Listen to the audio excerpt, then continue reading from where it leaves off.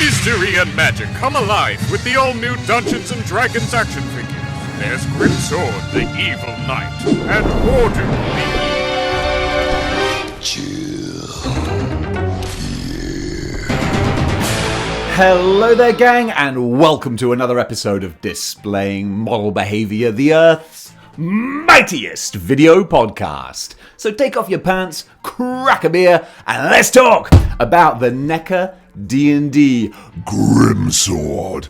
Oh my holy potatoes. This big, heavy, hefty, chunky boy, it's the start of a new love affair. I tell you, me and Neca D&D figures, they're Bayek, they're gorgeous.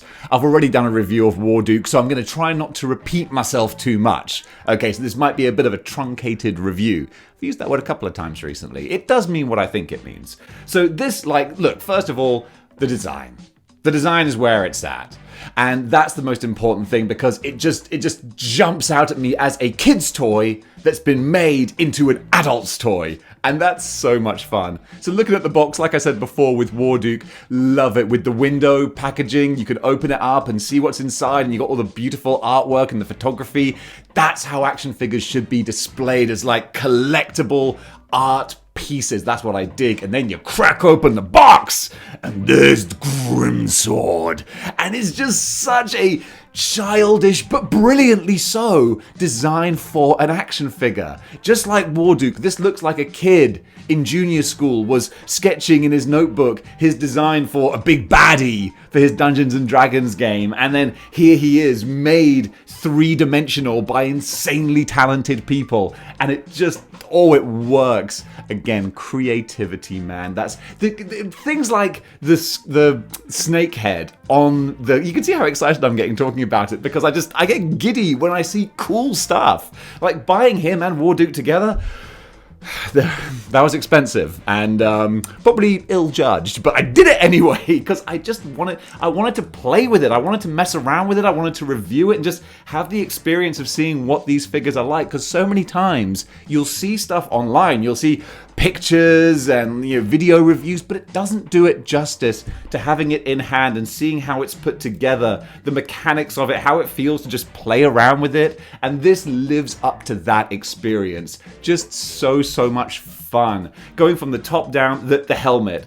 Great design with the ridiculous spikes out the side. Again, feels like he's come out of a 1980s video game or a choose-your-own-adventure book. And then we got this modern tech that's brought him to life. The wonderful snake wrapping around his armor all the way with a little touch like the tail, the rattlesnake tail actually coming away and being separate to the body itself. And then just all the different shading going on with the red accents on his armor here. You got the dry wash, the dry brushing of the silver to really make it look like battle-weathered armor. It looks amazing. The more I look at him, the more I talk about him, even though, like I said, I'm going to sell him because otherwise he's just going to go into storage for years. And, that's no good. I'm going to give him a good home. Get a little bit of money back. Happy days. Because I'm getting my money's worth. Right here, playing around with him, the toyetic nature of this, it warms my heart. It really, really does. So yeah, this is a perfect example of how to do armor right. With when you move it in the light, you can see the silver sort of dry brushing where it just looks like it's alive. This guy is genuinely been in battle. That's what's so fun. Is it such a wacky, silly, cartoony design? This is straight out of a 1980s toy commercial advert. This guy is just. It's nostalgia, but it's modern iterations of nostalgia that just look so great. He's got a whole bunch of hands as well. You've got so many different posing options. And also this, I love so much.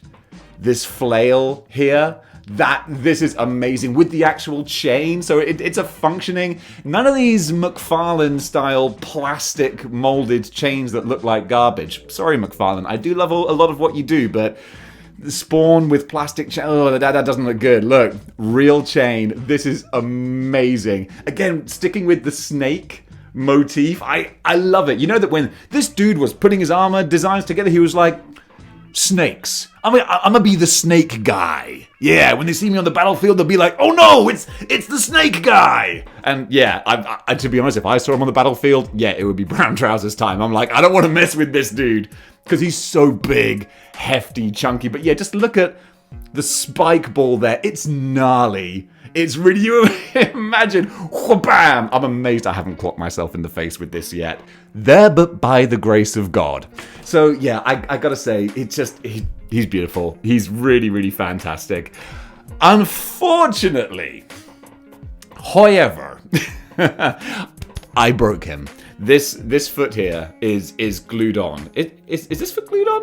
Yeah, it is. It is. You can still rotate it, but I can't plantarflex or dorsiflex. Yeah, did you know that that's what it's called when the foot goes up and down? Plantarflex, dorsiflex. I learned that when I became a PT.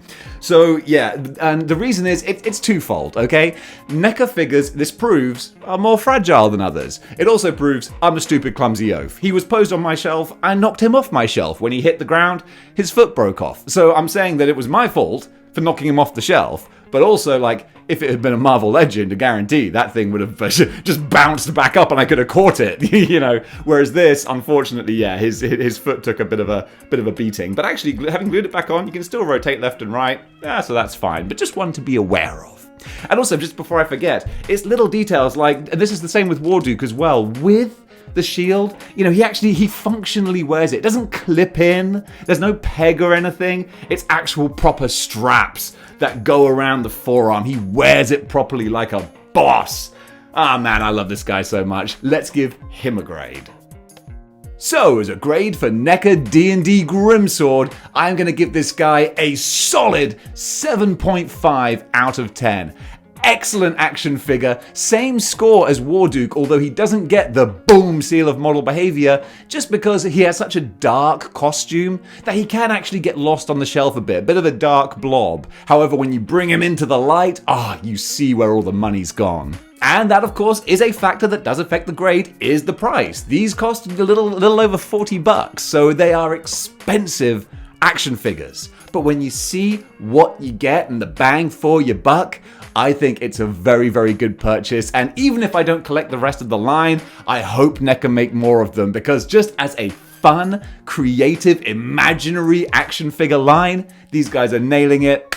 I dig them the most. So guys, what do you think about the Neca D&D collection? Comment below, let me know. And until next time, keep displaying model behavior.